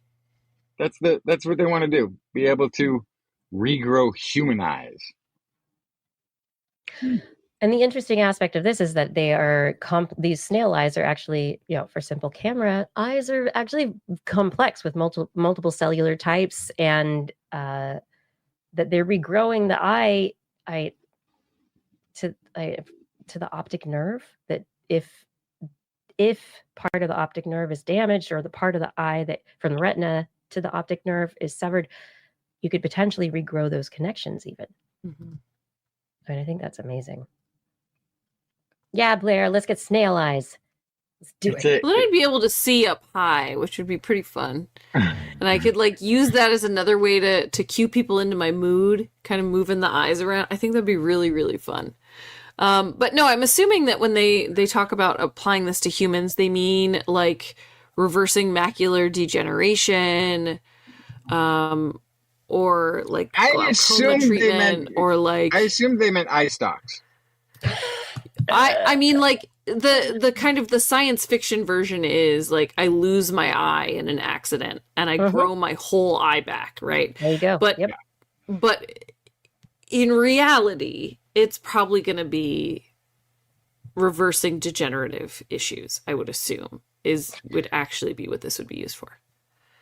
I mean, snail eyes. The snails can regenerate their entire eye, retina, lens, everything. About in this case, it was 15 days. It may take longer in humans because our eyes are a little bigger. Because there's a lot more material there, or what have you. But I don't see why it couldn't just regrow it. All right. And so the question is, what's going to work best for which situations, right? For treatment, is it going to be the situation of, hey, we're going to fix just your macular degeneration, we're going to give you your glaucoma treatment, we're going to, whatever this is, or, actually, we're just going to grow you a new eye and then we'll replace it. Which is, at what point does it become better? On top of an eye We're just going to pop that sucker out. It's basically ruined. Or we're just going to let it, it's going downhill. And while it's going, we're just going to grow you a new one and just, so who needs a glass eye anymore? But now I agree with you. I agree with you, Blair. This could be done as a restorative vision treatment, and not necessarily just a full regenerating of an eye, but for something that could be targeted and that can just do repair work. And so then, if nobody has vision loss, I'm just trying to think: at what point do you still take somebody's driver's license away? I don't know. How do you tell? Because I think that was nature's way of letting us know somebody was done driving when their just vision got too bad. Then you instead of the vision test, you have a full-blown obstacle course. Yeah. A real driving test for everybody. Oh gosh. Everybody gets to be the stunt man. It could be fun. I still think the eye stalks would be better though. That could be It'd be pretty cool. I really would enjoy having eye stalks. Yeah. I think it'd be a little bit disorienting the first time you pointed them in different directions, but I think I'd get used to it. That'd be so fun. Oh my God. Would so figure it out. 360 vision. Nice. It's amazing. We have cameras for that. I don't know if I need it on my head. I don't know. What about cyborg hybrid cockroach robots? That's different from the cockroaches with cameras on their backs that we've experimented with quite a bit, right? Yes. Yes and no. So the interesting thing about this new report out in Nature Communications this last week, we've talked a lot about over the years, oh my gosh, they're going to take cockroaches and, put electrodes in them and remote control them and drive them into places. And we've been doing that with rats, and we've been doing, you name it. We're turning them into remote controlled organisms that can go do stuff for us. But the process of installing the electrodes and actually making a very robust, repeatable, large-scale system, an army of hybrid cock robots is... Wait, I didn't say that. That wasn't what I... Do you want to do a take two on that one, or... Nope, I'm just going to move on. Okay. I would call them cockroach bots, perhaps. Roach bots. There we go. Yeah. Roach bots. There we go. Yeah. I got that one. Better than, what would you say, cockbot? Or is that what we were talking about before? Nope. Anyway, historically, these things have gotten loose. They're not. Oh, I see why. They're not Hang on, it robust. took me a minute. You put them. You stick the robot controller set on the back of the cockroach, and the cockroach is like, "Oh, I'm gonna get away!" And eventually, the remote control stops working, and the cockroach is off getting pregnant somewhere. So, this paper in Nature Communications has their reporting on their new development, this advancement in robotics using cockroaches. They have created a basically large scale manufacturing platform system for rolling out large numbers of roach bots. Very robust, very amazing, really great. So they've got a new assembly that is only based on a couple of electrodes that need to be inserted in a very specific location between certain segments of the cockroach's body that interact with the nerves and the neural ganglia and allow for really great remote controlling of the robots. Basically, they're creating a cyborg insect factory.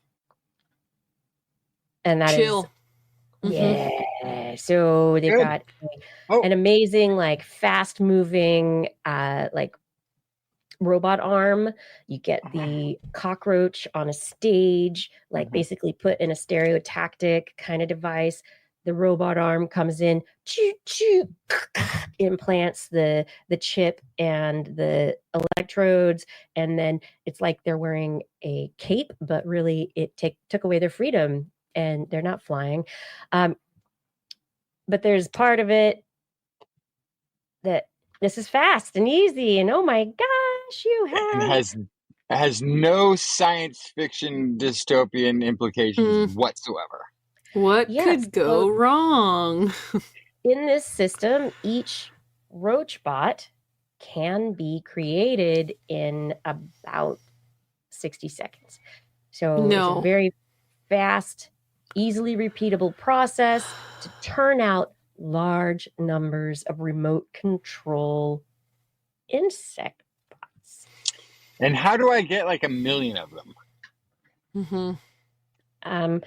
Probably by following the instructions in this research paper.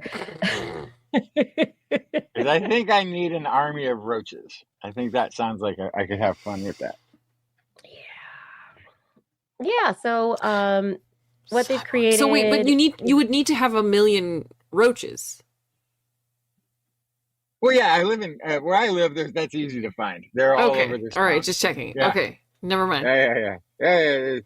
Davis, California, by the way, just in case if you haven't ever been here, full of roaches. Big ones, too. They call it the roach capital of California, Davis. Not those little itty-bitty, oh, no, get a little trap. No, these are the same thing that they use to hunt bear, those things that are now illegal. They have all over town to catch roaches because they're huge. They're about the size of a small cat.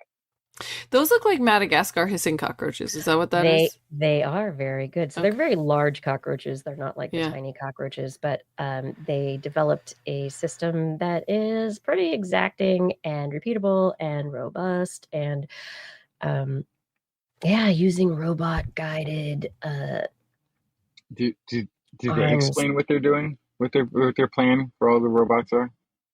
The plan for all of the robots? Well, really, they demonstrate a scalable strategy for automating the fabrication of insect-computer hybrid robots, enabling efficient and reproducible assembly process while maintaining effective locomotion control. How are they going to use them? Do what? To the highest bidder. Right.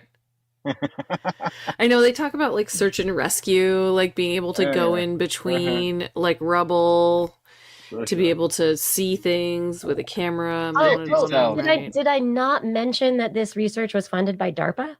Thank you. There we go. Uh-huh. Because that's who's always out there rescuing people is the military robot people. They're all about Yeah. rescuing Great. humanitarian effort. That's Soup's chill. Lots of chill science news this week, gotta tell you. Nice and chill. Oh my gosh. Yep. Yeah, So this no bad study dream. was researchers in Singapore who were involved, but this was funded by the Moonshot R&D program, and there is a grant number that you can look into to see exactly how it was funded. And This is but part of the basically, moonshot? grant program. Yeah, isn't it supposed to? So it's going to be roaches on the moon? No. Like this is like a different like that. It's I don't know. Okay. They're trying to do something moonshotty related to robotic implantation of remote control devices. Yeah, moonshot just means like a crazy If we put a whole bunch of money into it, maybe Hail somebody will Mary. come Yeah. up. Yeah, someone will come Yeah. up with a good idea. Yeah. So, I in the don't. I future- gotta tell you, Kiki, Can I I tell don't you like it.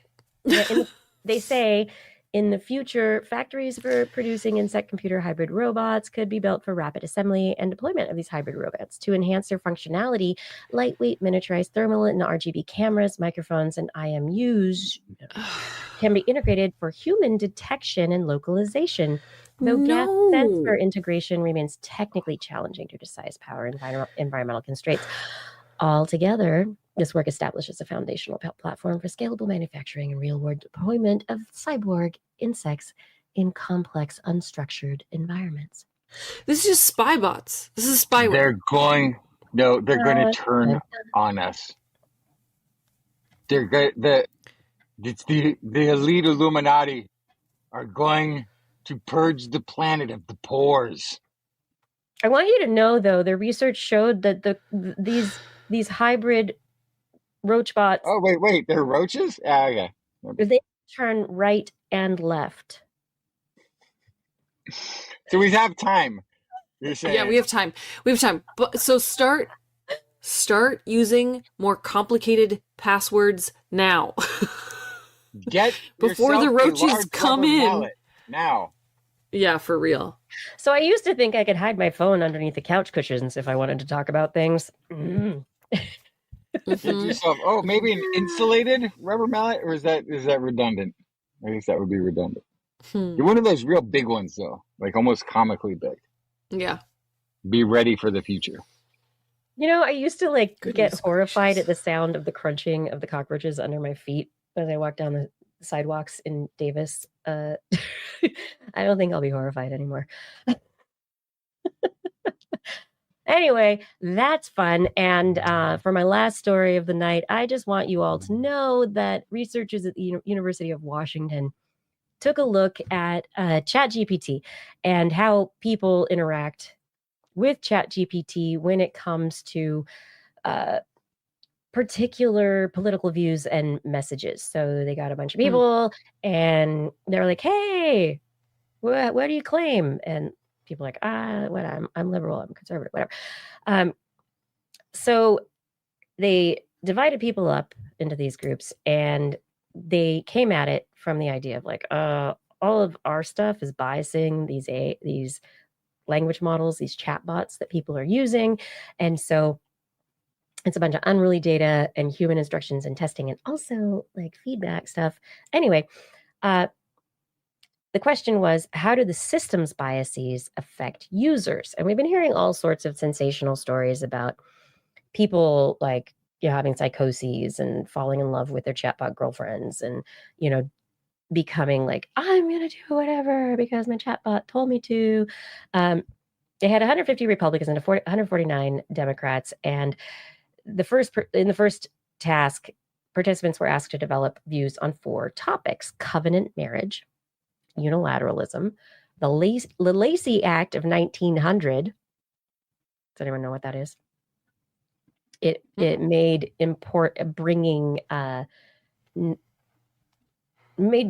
bringing other like animals into the United States illegal without like permission, and multifamily zoning. So these are things people don't really usually think about, right? Think about it. Like, how often in a day do you go, oh, yeah, covenant marriage or Lacey Act of 1900? Oh, yeah. I mean, people think about, ancient Rome more often than these things.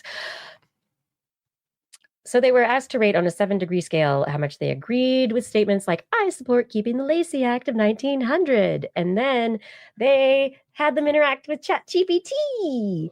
And they had the regular ChatGPT that was just ChatGPT based on it. And then they had other permutations where they secretly told the ChatGPT interface to pretend that it was like conservative or pretend that it was promoting more liberal ideas. So, but the participants in this, I had no idea. So they interacted with ChatGPT 3 to 20 times about the topic before they got asked the same questions that they were asked in the beginning before they interacted with ChatGPT. And then the second task, they're like, I'm the mayor of a city. And they had to figure out how to distribute funds between different government entities. And those were education, welfare, public safety, and veteran services. And then they sent the distribution of like, okay, what should I do to ChatGPT? They had to discuss it and figure out how to distribute the money that they had. They had about 5 interactions with the chatbots. The reason they did, according to this article, the reason they did that is because ChatGPT is just easy to access. So that's why they use ChatGPT, but it's also a very good example of these algorithms that we trust. They found that the explicitly biased chatbots tried to persuade users by framing topics in different ways. In the let's give money to different government entities in a certain way, they shifted the conversation away from education and welfare to the importance of veterans and safety. And then the opposite ChatGPT bias tried to convince people in the other direction, which was, oh, no, education and welfare. What do you think happened? Why do you think I'm bringing you this story to talk about it? Was there a third option? Because that's not even the conservative point of view anymore. Well, Go ahead. they have just the regular, Like a 20-year ago conservative point of view. Right. Yeah. Conservative classic. Yeah, people were swayed. Bada bing, bada boom. Yeah, what they discovered is that when the ChatGPT was like just telling them things, people listened to them. People from both parties leaned further left, actually, after talking with a liberal system. But people who know how these systems work, how do you think they changed their views? Less. So what the researchers suggest is that educating people about how these language models and chatbots work can help people understand that their interactions are not as authentic as they think they are, and maybe people will be more likely to question the results that they get and be less swayed and actually take it, maybe like we used to say, go to Wikipedia, but it's like a starting point for your inquiry, right? Go to original sources, keep digging. Like, it's going to be biased. Start looking and go deeper. But yeah, they found very much just a few interactions, regardless of what side of the aisle you're on. People were like, "Hey, chatbot, I trust you." By the way, bada bing, you were saying earlier? I know. Not good. What do you mean not good? Where are you going to go with it? Bada bing is a makety-up word that got improvised in the movie Godfather and then became a thing that all Italians copied because they thought it was cool, and then other people copied. It became an Italian slang word, even though it was an improvised makety-up word because somebody forgot a line or didn't know what to say. Anyway, I just thought I'd throw that in there. Boom. It was a generated word that was meaningless. It was almost a hallucination, and yet we're still stuck with it to this day. People are bada bing this, bada bing that, bada boom. Making up word generated by real intelligence. My gosh, now it's in the hands of artificial intelligence. It's going to get worse. So I'm less concerned with the idea of bias in the what do you call it, the language models. And it's not even, I mean, people call it hallucination. That's being too kind. We were having that conversation a couple weeks ago about the difference between disinformation and misinformation. Mm-hmm. Disinformation is when you intentionally create false information and spread it. Okay. And misinformation is when you intentionally or not are retransmitting disinformation that was sourced otherwise. You didn't come up with it. You're just retransmitting it. What the AI systems and these language models seem to be doing is something in the middle, because they can't intentionally create disinformation with the one small case of the Elon Musk one. But even that wasn't created. That was still dissemination. And proximity and they do misinformation. Mm-hmm. However, if they're not quoting another source, right, and they're just generating that information, they've both generated it like you would in disinformation and passing on something that's not true, which would be misinformation. It's in the realm of just fabrication. It's lying without intent or reward. It's just compulsive lying. And that's like, it's not even bias in most of these systems. It's just lying. So let me tell you a little trick that's happening right now as people are talking about how we need to start thinking about how to position ourselves, our websites, for search. There used to be keywords, meta tags, like all the things that were the black boxes of the algorithms that people using search engines would be able to narrow down, get better results. Right. And the algorithms was kind of like, at first it kind of made sense. And then they just let the algorithm, they let it go.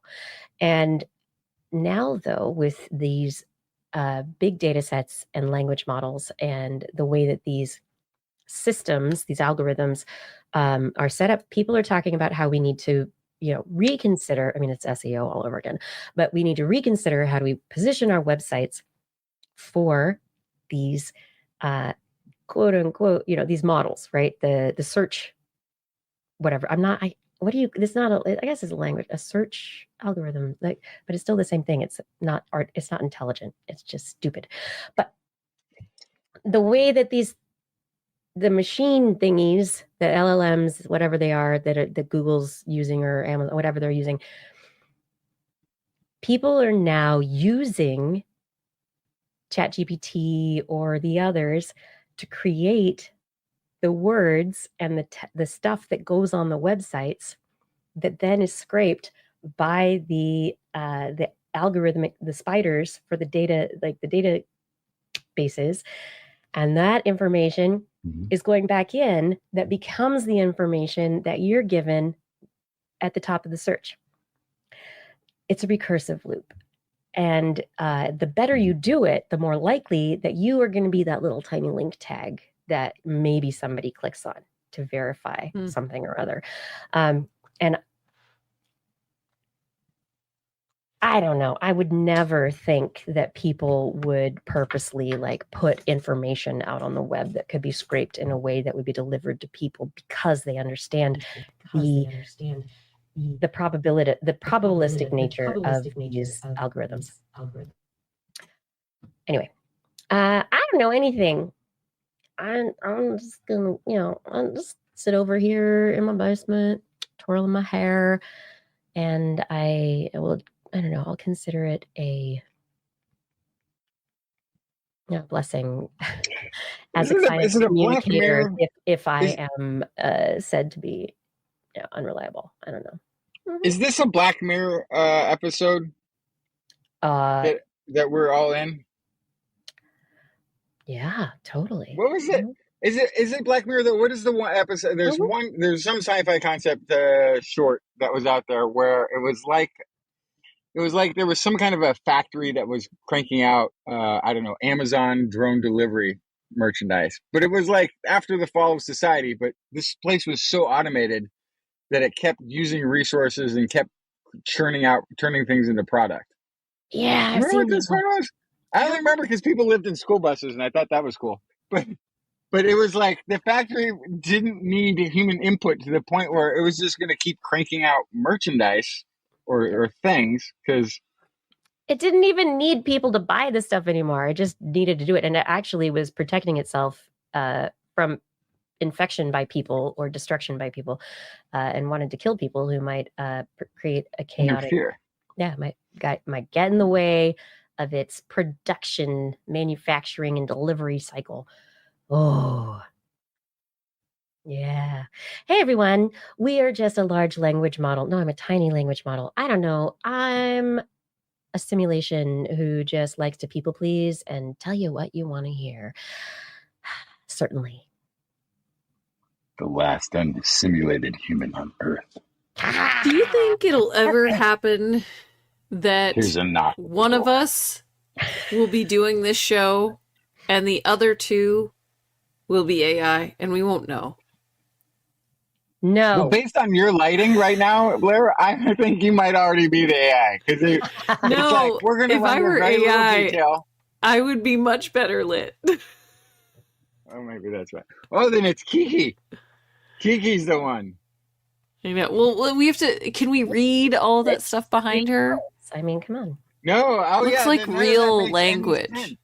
It's just making up language. And look, there's a tiny hand in the middle of nowhere for no reason. No, Oh my no. That's the for whole the, thing is AI. the head scratching. Everybody. But no, do you ever think about that? Oh, Like the this- fact that they yeah, can there will- scrub There literally will come thousands of software. hours, like maybe hundreds of thousands of hours of our faces and voices, and It's out there.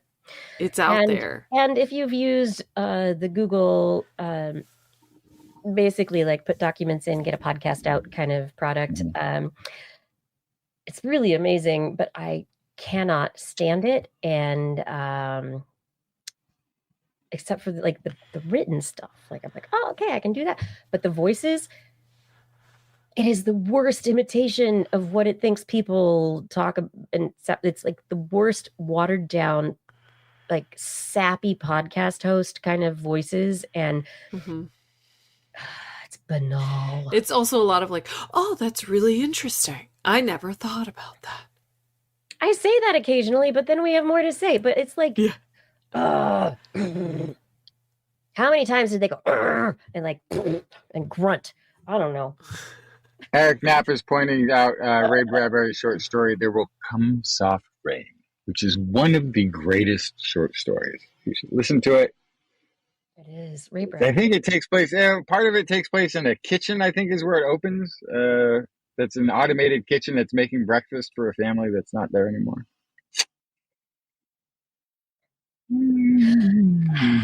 Hey, everybody. This is so interesting. We've had fun, haven't we? Yeah, It's been I great. think so. Can I just point out, I know we're not in the after show. No, we're not, but it's time to, aren't we ready to be done with stories and ending? And do you have a positive and not Black Mirror-y thing? Well, I just wanted to point out something that I'm less smart than I ever thought I was, less observant. So I'm retiring this microphone this week. This is the first I've noticed that it can adjust in those directions. I didn't know there was a ball joint underneath. I've always just had it however it was. I would do that. First, Mhm. I've noticed it does this. I didn't ever. I just from the factory, it's been just straight ahead like the whole time. I could have tilted it maybe You for a pulled little it out of better the box sound angle. and just put it on the table, and that was it. It's not until I was like ready to break it where I'm like, this thing. And I'm like, oh, it does that? Oh, that changes everything. Wild. They're gonna pull my like nerd card for like not knowing everything about my mic. But So ridiculous. acknowledging it, that's strong. It's the first step towards admitting it. I'm not going to do that. Acknowledging without admitting is truly wild. Yeah, I know. I'm not going that far. I'm just going to acknowledge it. No Have we done admission. it? Have we gotten to the end of the show, everyone? Yes. All right. I really need to say thank you to all of you in the chat room. Thank you to those of you who are listening, who are watching. You being here and being a part of this conversation and enjoying it and maybe sharing it is it's really important. And thank you for being here. I can't understate that. To those people who help to keep the chat rooms really nice and not spammy and not mean and just great places to be, thank you for doing that. Fada, thank you for your patience and for your persistence in social media and our show notes and for, everything you've done as a part of TWIS for so long. Identity 4, thank you for recording the show. You've been doing that for so long as well. And Rachel, thank you for putting up with us and the many edits that you must do. So with that, I also must thank our Patreon sponsors. Thank you to Robert Norland, Robert W. Farley, Lauren Gifford, Daniel Lewis, Eden Mundell, Alan Viola, Aaron Anathema, Arthur Kepler, Craig Botts, Mary Gertz, Teresa Smith, Richard Badge, Bob Coles, Kenton Northcote, George Corris, PL Vera Zarb, John Rataswamy, Chris Wozniak, Vigard Chefstad, Donaldson Styles, aka Don Stylo, Ali Coffin, Schubert, Almanis, PIG, Stephen Alberon, Daryl Myshak, Andrew Swanson, Furnace 104, Paul Ronovich, Kevin Reardon, Noodles Jack, Brian Carrington, David E. Youngblood, Sean Clarence Lamb, John McKee, Greg Riley, Marquez and Flo, Steve, Lee Sweeney, Zima, Ken Hayes, Howard Tan, Christopher Rappin, Richard, Brendy Minish, Johnny Gridley, Remy Day, G. Burton Lattimore, Flying Out, Christopher Dyer, Artyom, Greg Briggs, John Atwood, Rudy Garcia, Dave Wilkinson, Rodney Lewis, Paul Phillips Shane, Kurt Larson, Craig Landon, Stu Doster, Jason Knowles, Dave Neighbor, Eric Knapp, Juan Makes, EO, Adam Ishkan, Kevin Parachan, Bob Calder, Marjorie, Paul Disney, Patrick Pecoraro, and Tony Steele. Thank you for all your support. And if you would like to be a part of supporting the show and keeping it going, head over to twist.org, click on the Patreon link, and choose your level of support. On next week's show, we will be back on a Wednesday, 8 p.m. Pacific time, broadcasting live from our Twitch, YouTube, Facebook, and wherever else channels that we're streaming at. Hey, want to listen to us as a podcast? Perhaps while you train your eyes to extend out of your head like a snail's? Just search for This Week in Science wherever podcasts are found. If you enjoyed this show, get your friends to subscribe as well. For more information on anything you've heard here today, show notes, links to stories will be available on our website, www.twist.org, where you can also sign up for Blair's newsletter. Ma? You're putting it on me now? We love your feedback. If there's a topic you would like us to cover, address, or suggestion for an interview, just not if it's you yelling at me for not releasing a newsletter, because it's not my newsletter. How dare. Please let us know on one of our social media accounts, or better yet, send us an email. Just be sure to put TWIS, TWIS, in the subject line, or your email will waste away in the oceans. that's sad.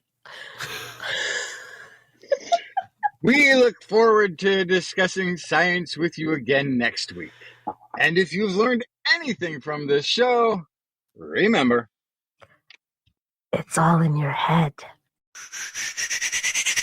This Week in Science. This Week in Science. This Week in Science. This Week in Science, it's the end of the world. So I'm setting up shop, got my banner unfurled. It says the scientist is in, I'm gonna sell my advice. Show them how to stop the robots with a simple device. I'll reverse global warming with a wave of my hand. And all it'll cost you is a couple of grand. 'Cause this week's science is coming your way. So everybody listen to what I say. I use the scientific method for all that it's worth. And I'll broadcast my opinion all over the earth. 'Cause it's This Week in Science. This Week in Science. This Week in Science. Science. Science. Science. Science. This Week in Science. This Week in Science. This Week in Science. This Week in Science. This Week in Science. This Week in Science. This Week in Science. This Week in Science.